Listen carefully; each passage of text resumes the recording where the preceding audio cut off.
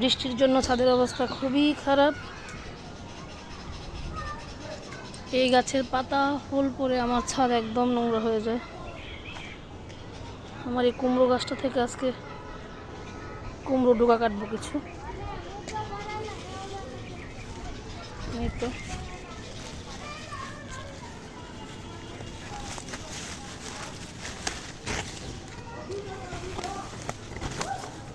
এই যে কুমড়ার ডোকা।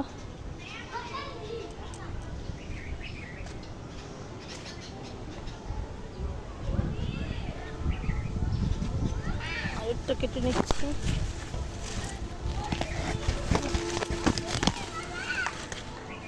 এই তো আরেকটা কেটে নিলাম। ছাদ বাগানের সবজি গাছটা আমি লাগাই নাই, এখানে খাওয়ার পরে কিছু সবজি ফেলে দিই, সেই সবজি থেকে এটা হয়েছে মূলত।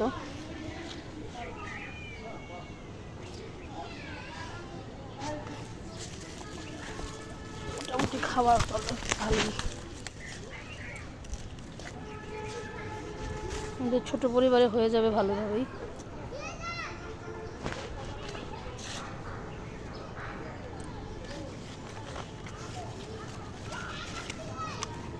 দেখুন কত বড় বড় পাতা, কুমড়ো পাতা। ছোট্ট একটা ছাদে এরকম হচ্ছে, এটাই তো বেশি।